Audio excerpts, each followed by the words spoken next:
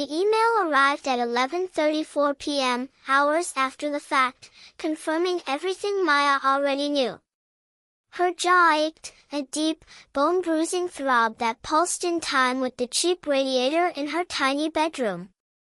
She was crouched in the closet, holding a blood-soaked towel to her mouth. The lock clicked shut against the rest of the house. She had sent one panicked, desperate message to her mother, Sarah. "Mom, please.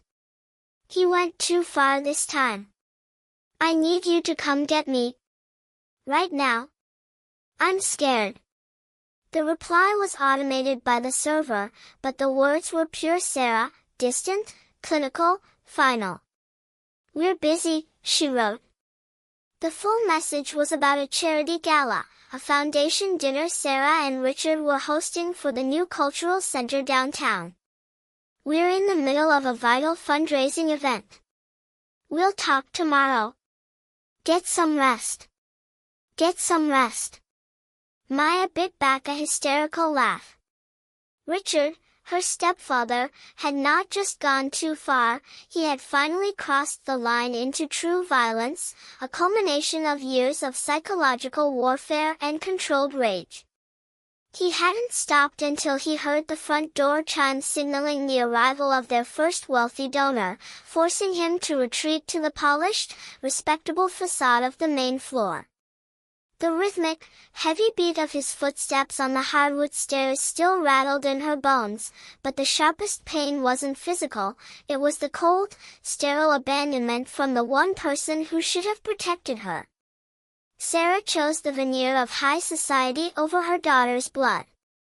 Sarah chose Richard's money and status over Maya's safety. That night, Maya didn't rest. She packed a guitar, a worn notebook, $50 she'd saved from waitressing, and the heavy weight of definitive betrayal. She climbed out the window of the house she no longer considered home. The first few years were a blur of cold sweat, ramen noodles, and the sound of bad plumbing. Maya slept on friends' couches, worked 3 different low-paying jobs, a coffee shop barista by day, a coat check girl by night, and an illegal street busker whenever she needed emergency cash.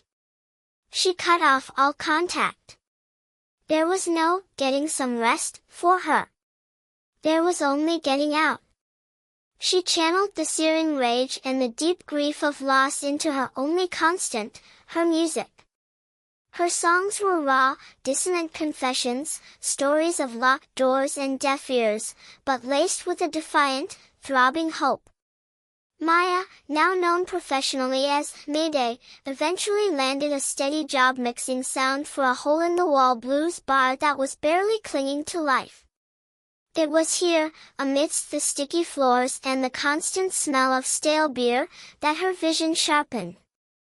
She didn't just want to make music, she wanted to create a sanctuary for the unloved, the loud, and the overlooked. A place where the noise of honest pain was welcomed and celebrated, not silenced. 7 years after she left, Maya didn't just have a plan, she had capital, credit, and a small, dedicated following. She found an enormous, abandoned warehouse in the city's industrial district, a place everyone else saw as a liability. Maya saw cathedral ceilings, concrete floors ready for dancing, and acoustics waiting to be unleashed. She poured every ounce of her savings, sweat, and soul into the space. She named it the Echo Chamber. The Echo Chamber became an institution. It was the antithesis of the stuffy cultural center her mother fundraised for. It was loud, it was real, and it was renowned. People flew in from across the country to play or just to be seen in its crowds. Maya had built something beautiful out of something broken. She was no longer running from Richard and Sarah, she was soaring far above them. Tonight was the 7-year anniversary celebration, a packed house, a legendary underground band headlining, and Maya, wearing a simple, tailored black jumpsuit, stood on the mezzanine overlooking the throbbing sea of faces. She wasn't just the owner, she was the architect of the atmosphere, the guardian of the sound. She was content, successful, and finally, completely safe.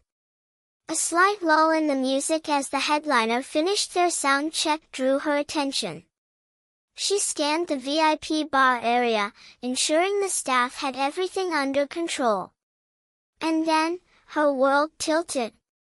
They were standing near the banquette, awkwardly out of place among the leather jackets and neon light. Richard, slightly heavier, his perfectly tailored suit still radiating arrogant wealth, was talking stiffly into his phone. Beside him, Sarah, dressed in a muted designer dress, her face lined with the subtle, preserved worry of someone who avoids discomfort at all costs, was trying desperately to look engaged. They weren't here to hear the music. They were here because Richard's firm was courting a major tech client who insisted on meeting them at the echo chamber, the only place worth being seen right now. Then I saw them at my venue. The recognition was mutual and instantaneous. Sarah's eyes, scanning the crowd with detached curiosity, locked onto Maya's. Sarah's face crumpled, the practiced smile dropping away to reveal pure, unfiltered shock and guilt. Richard, following her gaze, saw the woman who owned the place, the woman the city whispered about, the fierce, successful Mayday, and slowly, the color deep. Maya didn't move toward them. She didn't need to. The entire room was her stage, and she now held the narrative. She simply raised a hand to a security guard, gave a single, imperious nod, and walked down the stairs, not with haste, but with the cool, deliberate confidence of an executive whose time is precious. She stopped 2 feet from their table. The bass dropped, and a crushing wave of noise hit the room, insulating their small, frozen tableau. Mrs. Hayes. Mr. Sterling, Maya said, her voice calm, cutting through the heavy sound like a laser. She used Richard's last name, the name she had been forced to share, the name she now spit out like a poison pill.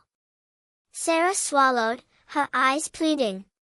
Maya, my God. You look incredible. I do, don't I? Maya gave a small, genuine smile that didn't reach her eyes. It turns out a person thrives when they're not being beaten, Sarah. Richard, always trying to seize control, leaned forward, a politician's practiced concern etched into his face. We searched for you, Maya. We were so worried. Your mother. Don't, Maya interrupted, holding up a hand. The gesture was casual, definitive. Don't insult my intelligence.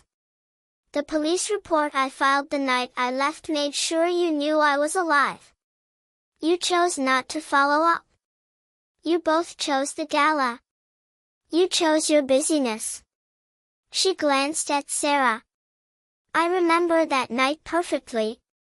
When I was bleeding and terrified, you replied with 2 words, we're busy. I remember that more clearly than any blow he ever landed. That phrase, Mom, was my rocket fuel. It proved I had to save myself because you never would. Sarah started to cry, a silent, public breakdown that drew the uncomfortable attention of the barman. I was scared, Maya. I thought if I moved too quickly. You chose his fear over mine, Maya finished for her, her tone softening, but only with pity, not forgiveness. And that's a choice you have to live with. I don't. Because of that choice, I built this.